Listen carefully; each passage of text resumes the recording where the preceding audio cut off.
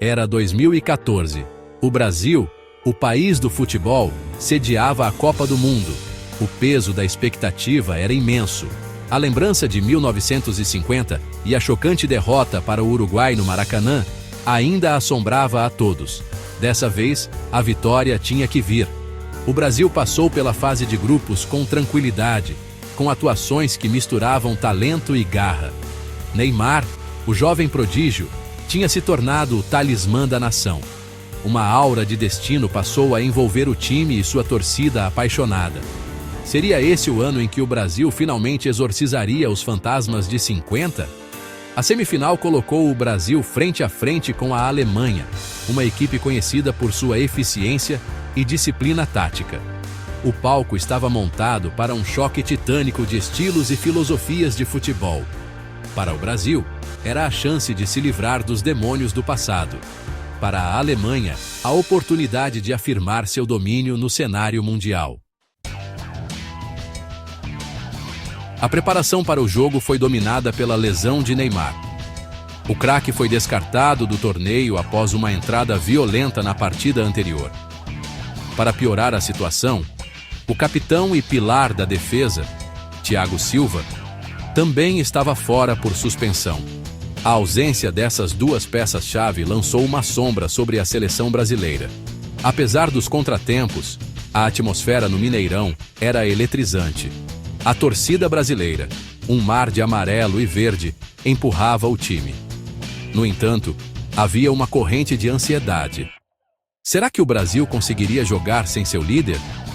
A resposta, como se viu, foi um sonoro não. Desde o início, o jogo não seguiu o roteiro brasileiro.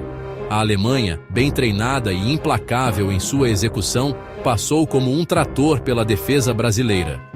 O primeiro gol veio aos 11 minutos, uma cabeçada simples após escanteio. O Brasil, em choque, tentou reagir, mas o jogo não fluía como de costume. Então, o impensável aconteceu. Entre os 23 e os 29 minutos, a Alemanha marcou mais 4 gols. O Mineirão ficou em silêncio, a torcida brasileira incrédula. A antes impenetrável defesa brasileira havia desmoronado como um castelo de cartas. O sonho do título em casa se transformava em um pesadelo. O apito final soou com o placar de 7-1. Uma derrota de proporções humilhantes.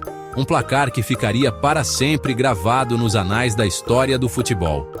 Os jogadores brasileiros deixaram o campo cabisbaixos, com seus sonhos destroçados.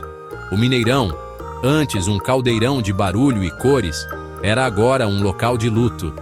O 7-1 repercutiu no Brasil e no mundo todo. Não foi apenas o placar, mas a forma como a derrota aconteceu, que foi tão difícil de digerir. O Brasil, o país do futebol, havia sido humilhado em sua própria casa.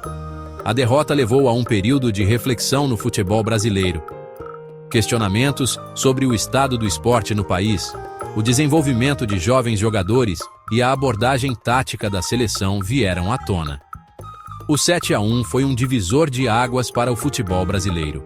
Expôs as falhas do sistema e serviu como um alerta para uma nação que talvez tivesse se acomodado com seu status de pátria do futebol.